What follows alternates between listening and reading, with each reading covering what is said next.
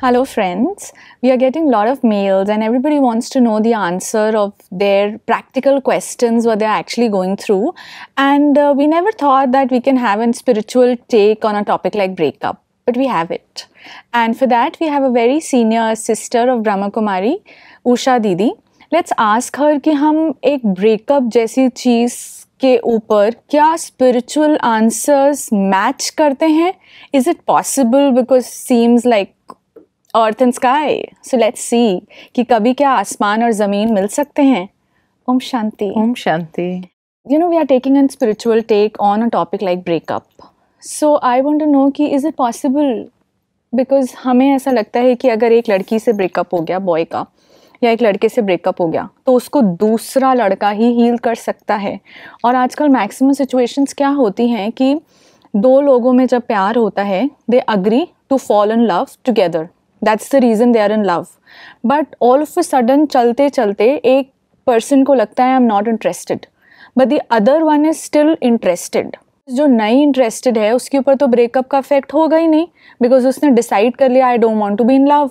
But the person जो अभी भी उससे इतना प्यार करता है, what should we do with that person? आपका क्या सजेशन है उन यूथ के लिए? ऐसा है, मैं तो ये कहूँगी कि अगर वो चाहता है कि no I don't want to continue this relationship, तो दूसरे को एक्सेप्ट करना चाहिए. भले प्यार है, नो प्रॉब्लम, लेकिन हो सकता है कि उसको कुछ समय आज़ादी चाहिए, फ्रीडम चाहिए. और प्यार हमें उठना सिखाता है, उड़ना सिखाता है. Let me be the support. और उसको ये तो नहीं है कि वो दूसरे रिलेशनशिप में जाना चाहता है. अगर वो इस रिलेशनशिप में नहीं चल सकता है, तो अच्छी बात है कि अर्ली स्टेज में ही उसने कह दिया. बाद में शायद बहुत साल हो जाए तो उसके बाद हमारे लिए भी बहुत मुश्किल हो, तो उसके बदले उसने कह दिया कि I can not continue this relationship. Fine, चाहे उसके कोई भी अपने प्रॉब्लम्स हो, लेकिन उसने एक ऑनेस्टी से कह तो दिया आपको अंधेरे में तो नहीं रखा. लेकिन जब उस बंदे ने हमसे प्यार किया था, when two people fall in love, तब तो उसने डिसाइड किया था ना कि उसको इसी गर्ल के साथ रहना, या गर्ल ने डिसाइड किया था. तो आगे जाके why people just say like that I am not interested, तो जिसको वो बोलते हैं that person is very heartbroken कि मेरे में ऐसा क्या हो गया. बिकॉज जब आप स्टार्टिंग में प्यार करते हैं तब तो आप अपना 100% नहीं देते हैं, बट कुछ टाइम बाद आप अपना 100% देने लग जाते हैं. What is breaking the youth today कि 100% देने के बाद the other person is saying I am not interested? वो इसीलिए क्योंकि जैसे मैंने कहा कि वो एक प्यार नहीं था, एक शारीरिक आकर्षण था. और उस आकर्षण के अंदर कुछ समय वो चला, है ना, फिर वो आकर्षण समाप्त हो गया.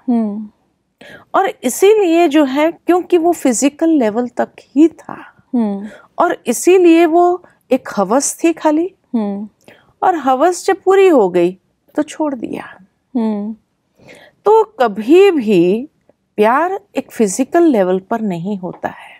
बट इस टाइम पे जब ऐसी सिचुएशन आती है तो गर्ल को तो बहुत ज्यादा यूज्ड लगता है ना कि नेचुरली टिश्यू और पेपर नैपकिन जिसको यूज किया और फेंक दिया. हाँ, तो इसीलिए गर्ल्स को भी ये समझना चाहिए कि ये खाली एक फिजिकल अट्रैक्शन है या सचमुच में प्यार है. ये चीज कैसे समझें? क्योंकि अगर फिजिकल लेवल तक होगा तो ज्यादातर व्यक्ति फिजिकल को टच करने का ही प्रयत्न करेगा, या उसी तक सीमित रहेगा, उसी को ही जैसे यूज करने के लिए जैसे उसी बारे में ज्यादा बात करेगा, फोन पे मिलते समय अंदर. ये साइंस हैं कि वो that person is interested in what. या और जो एक सोल लेवल पर है वो हमेशा एक दूसरे से बहुत ऊंची बातें करेंगे. कुछ स्पिरिचुअल बातें भी होंगी उनके उसमें, कुछ आगे बढ़ने के लिए एक दूसरे का सपोर्ट बन करके आगे बढ़ने के लिए वो बातें करेंगे. तो इसीलिए जहाँ ऐसी बातें होती है, एक स्पिरिचुअल लेवल, एक हायर प्लेन पर जो बात होती है, तो उसको कहते हैं कि it's not just physical attraction, it's more than that, more than that. और वो फिर एक लंबे समय तक चलती भी है, क्योंकि कहीं ऐसे स्पिरिचुअल प्लेसेस पर भी वो जाते हैं, विजिट करते हैं, कुछ अपने आप में भी अपनी उन्नति करने के लिए भी एक दूसरे को जैसे सपोर्ट बन करके चलते हैं, तो वो काफ़ी समय तक चलती है।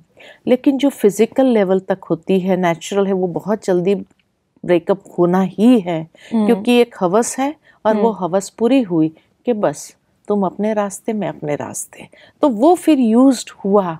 क्योंकि एक जो है प्यार कर रहा था एक अलग लेवल पर, और दूसरा जो प्यार कर रहा था एक अलग लेवल तो पर, वो कभी फ्रीक्वेंसी मैच ही नहीं हुई।